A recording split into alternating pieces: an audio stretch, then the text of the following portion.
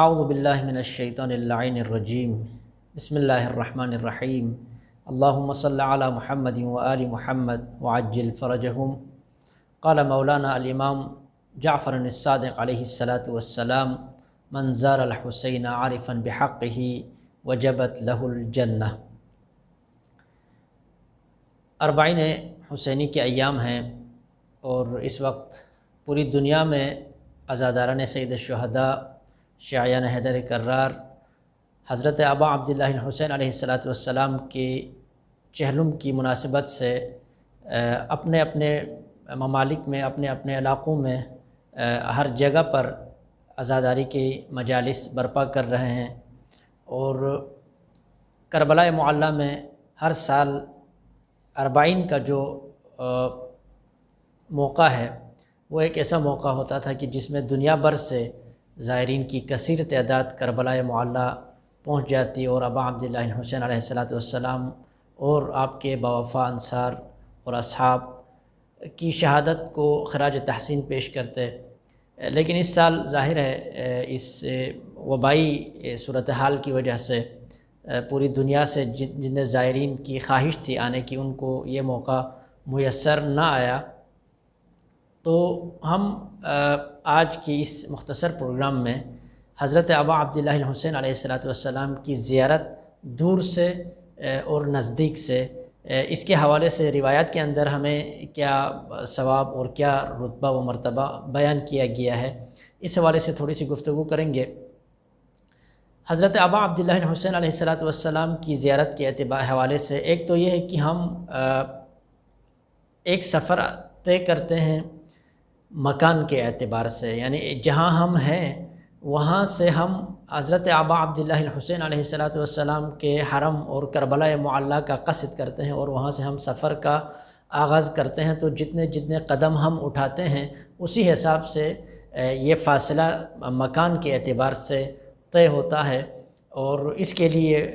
روایات کے اندر یہ ملتا ہے کہ جو شخص حضرت ابا عبداللہ الحسین علیہ السلام کی زیارت کی نیت سے چلیں تو وہ جتنے قدم وہ اٹھاتا ہے ہر قدم کے حساب سے اس کو ایک حج اور ایک عمرے کا ثواب اسے ملتا ہے۔ تو ایک تو یہ صورتحال ہے، اور یہ بھی صرف ایک حج ایک عمرہ تک محدود نہیں ہے، 80 حج کا کہا گیا ہے، 100 حج کا بھی ہمیں ملتا ہے، حتیٰ کہ 1000 حج کا بھی ثواب اس سلسلے میں ہمیں کتابوں میں ائمہ اطہار علیہ السلام کی روایات میں ان کا تذکرہ ملتا ہے۔ تو ایک تو یہ بات ہو گئی کہ سفر مکانی ہے، ایک مکان سے ہم امام حسین علیہ السلام کے حرم کا قصد کر کے نکلتے ہیں اور سفر کرتے ہیں۔ ایک اسی وقت اسی سفر میں ایک دوسرا سفر بھی ہے جو کہ اس سے اہم ہے، وہ یہ ہے کہ ہم اپنے روح کے اعتبار سے حضرت امام حسین علیہ السلام اور آپ کے مقاصد کی طرف سفر کرتے ہیں۔ دراصل یہ سفر ایمان کا سفر ہے، یہ سفر یقین کا سفر ہے، یہ سفر عشق کا سفر ہے، یہ محبت کا سفر ہے، یہ مودت کا جو سفر ہے وہ یہ مکانی نہیں ہے بلکہ یہ روحانی سفر ہے۔ ہمارا ایمان دراصل عروج کی طرف، معراج کی طرف، بلندیوں کی طرف جا رہا ہوتا ہے۔ ایک یہ سفر ہے، ایک سفر ہے زمانی جس میں ہم ایک خاص وقت میں ایک خاص دن کو جب اپنے گھر سے، اپنے علاقے سے، محلے سے کربلا کے قصد سے نکلتے ہیں تو ظاہر ہے اس میں اس مکان کے دور یا نزدیک ہونے کے اعتبار سے کچھ وقت لگتا ہے۔ یہ جو وقت ہے یہ وقت بھی ظاہر ہے ہمارا زیارت کا وقت ہے۔ اس وقت کے بارے میں روایت میں یہ ملتا ہے کہ ایک زائر جب حضرت ابا عبداللہ الحسین علیہ السلام کی زیارت کا قصد کر کے اپنے گھر سے نکلتا ہے تو جب وہ اپنے گھر سے نکلتا ہے اس وقت سے لے کر واپس زیارت کر کے گھر جب تک وہ نہیں پہنچتا، اس دوران جتنا وقت اس کا صرف ہوتا ہے وہ اس کی زندگی کے اوقات میں شمار نہیں ہوتا۔ اس کے جتنے فوائد ہیں، جتنا ثواب ہے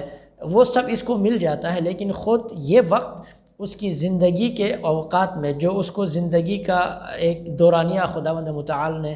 دیا ہوا ہے اس میں یہ شمار بھی نہیں ہوتا۔ تو یہ 3 سفر ہم بیک وقت کر رہے ہوتے ہیں جب زیارت ابا عبداللہ الحسین علیہ السلام کے لیے ہم نکلتے ہیں۔ تو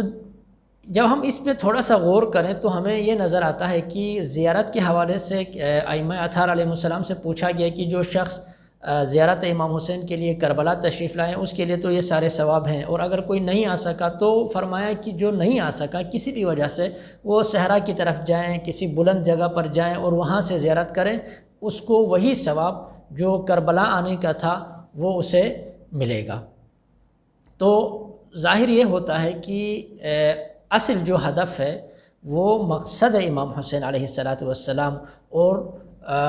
ہدف امام حسین علیہ السلام کی طرف توجہ دینا ہے اور اس طرف سفر کرنا ہے۔ اس حوالے سے اگر آپ دیکھیں تو 2 یا 3 قسم کی صورتیں بنتی ہے۔ ایک یہ ہے کہ ایک شخص سفر کر رہا ہے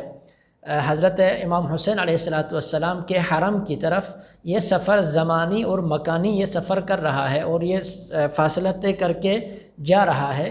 اور ساتھ ساتھ وہ ایمان کے اعتبار سے بھی، عقیدے کے اعتبار سے بھی، عشق کے اعتبار سے بھی، یقین کے اعتبار سے بھی وہ امام حسین علیہ السلام اور آپ کے اہداف سے بھی اسی طرح وہ نزدیک ہوتا جا رہا ہے۔ تو یہ وہ شخص ہے جسے ایک مثالی زائر کہا جا سکتا ہے، جو زمان کے اعتبار سے امام حسین علیہ السلام سے قریب ہو رہا ہے، مکان کے اعتبار سے قریب ہو رہا ہے، اور پھر وہ اپنی روح کے اعتبار سے، روحانی سفر کے اعتبار سے بھی حضرت ابا عبداللہ حسین علیہ السلام کے قریب تر ہوتا جا رہا ہے۔ تو ایسے یہ مثالی ظاہر ہیں، اور ان کے بارے میں تو ہماری کیا مجال ہے کہ ہم ان کے مقام و مرتبے کو بیان کر سکیں۔ لیکن اس کے مقابلے میں ایک شخص ایسا ہے جو اپنا مسافت طے کر کے جا رہا ہے، جسمانی طور پر وہ امام حسین علیہ السلام کے قبر مطہر کے نزدیک پہنچ رہا ہے، لیکن اس کا وہ سفر جو ایمان کا سفر ہے، جو اس کے عشق کا سفر ہے، وہ اس کا ساتھ نہیں دے رہا، وہ اتنا سفر طے نہیں کر رہا ہے۔ اور تیسرا ایک وہ شخص ہے جو امام حسین علیہ السلام کے حرم کی جانب تو نہیں بڑھ سکا، اس کے قدم مکانی اعتبار سے امام حسین علیہ السلام کی حرم کی طرف نہیں ہے۔ مثال کے طور پر وہ اپنے گاؤں میں کسی بلند جگہ کی طرف جا رہے ہیں یا ایک معروف جگہ کی طرف جا رہے ہیں جہاں سے وہ زیارت کریں، تو اس کے قدم امام حسین کی طرف تو نہیں بڑھ رہے ہیں، لیکن وہ اپنے اس سفر عشق میں، اپنے ایمان میں، اپنے عقیدے میں، اپنے جذبات میں یہ امام حسین علیہ السلام کے ہدف کے زیادہ قریب ہو رہا ہے۔ تو یہ شخص بھی اس شخص سے یقیناً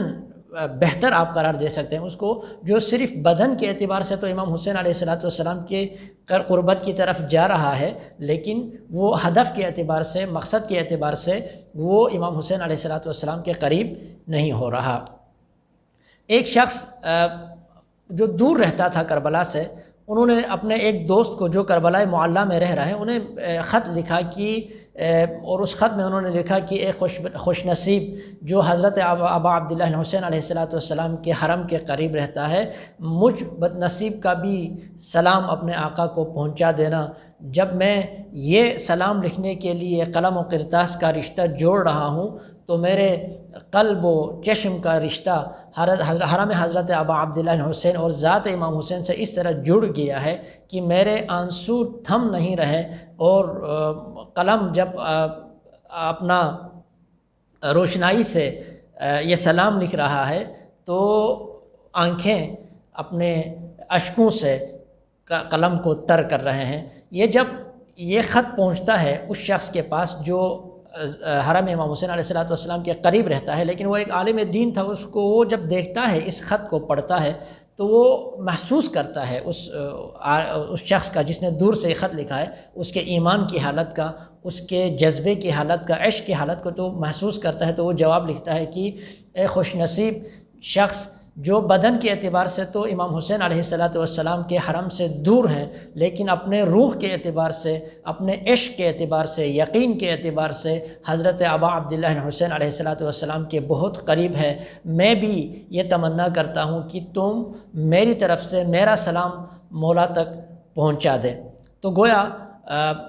ظاہر یہ ہوتا ہے کہ جس طرح امام حسین علیہ السلام کے ذریعہ کی جانب اس وقت لوگ بڑھ رہے ہیں، وہ حضرت امام حسین علیہ السلام کے زائر ہیں اور ان کے لیے بہت زیادہ فضائل اور ان کے لیے بہت زیادہ ثواب ذکر کیا گیا ہے۔ اسی طرح وہ لوگ جو ہدف امام حسین کی طرف بڑھ رہے ہیں، جو اپنے شوق کے اعتبار سے، اپنے عشق کے اعتبار سے، ہدف کے اعتبار سے امام حسین علیہ السلام کے قریب ہو رہے ہیں، اور جہاں پر بھی وہ رہ رہے ہیں، جہاں پر بھی وہ زندگی کر رہے ہیں، وہاں وہ ان کے دل امام حسین علیہ السلام سے اور آپ کے ہدف سے جڑ رہے ہیں، تو وہ بھی ظاہر ہیں۔ لہٰذا ہم جو اس وقت عراق کے اندر ہیں اور حضرت ابا عبداللہ حسین علیہ السلام کا انشاءاللہ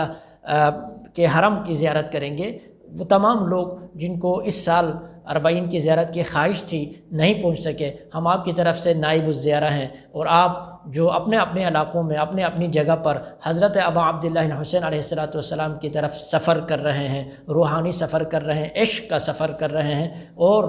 حضرت ابا عبداللہ حسین کے ہدف کی طرف سفر کر رہے ہیں، آپ بھی ہماری طرف سے نائب الزیارہ ہوں۔ انشاءاللہ خداوند متعال ہم سب کو حضرت ابا عبداللہ حسین علیہ السلام کی معرفت کے ساتھ زیارت کرنے کی توفیق عطا فرمائے، اور آخرت میں ہمیں شفاعت اہل البیت خصوصاً شفاعت امام حسین علیہ السلام سے بہرہ مند فرمائے۔ والسلام علیکم ورحمۃ اللہ وبرکاتہ۔